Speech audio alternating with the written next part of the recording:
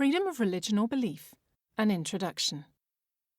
This is the first of a set of 8 presentations looking at what the human right to freedom of thought, conscience, religion or belief involves, and if and when it may be limited.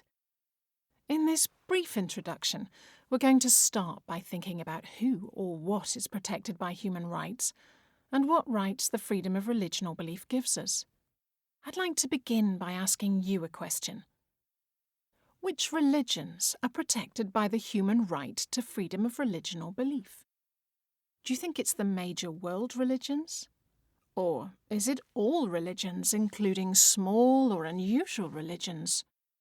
Or perhaps it's all religions and all kinds of beliefs? Actually, it was a trick question.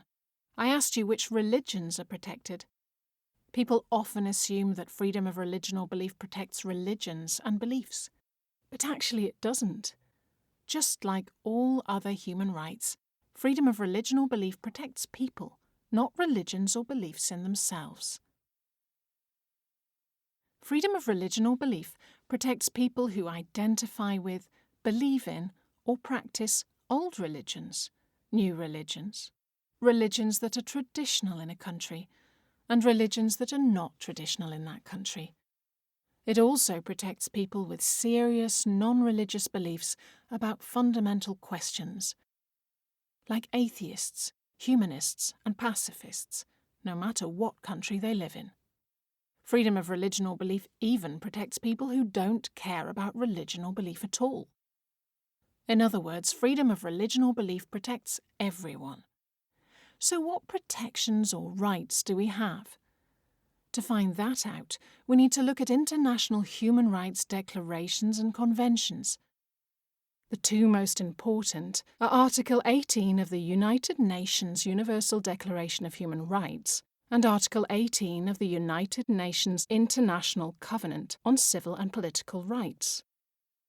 While UN declarations state political intentions, UN covenants and conventions are legally binding. Let's look at the text of the Covenant on Civil and Political Rights. Article 18. Everyone shall have the right to freedom of thought, conscience, and religion. This right shall include freedom to have or to adopt a religion or belief of his choice, and freedom, either individually or in community with others, and in public or private, to manifest his religion or belief in worship, observance, practice, and teaching. No one shall be subject to coercion, which would impair his freedom to have or to adopt a religion or belief of his choice. Freedom to manifest one's religion or beliefs may be subject only to such limitations as are prescribed by law and are necessary to protect public safety, order, health or morals, or the fundamental rights and freedoms of others. The state parties to the present covenant undertake to have respect for the liberty of parents and, when applicable, legal guardians to ensure the religious and moral education of their children in conformity with their own convictions. So what does it mean in practice? For the people protected, what rights do we have? I'd like to introduce 7 topics that highlight the rights provided by international law in relation to religion and belief. The first 2 form the heart of freedom of religion or belief. The freedom to have, choose, change, or leave a religion or belief, and the freedom to practice or manifest a religion or belief.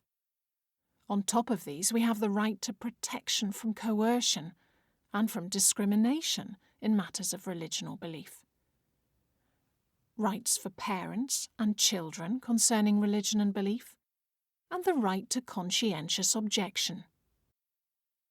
Another key element of freedom of religion or belief are the rules about if and when the rights provided may be limited. On the website you'll find a film on each of these topics, with an in-depth look at what the right means in practice.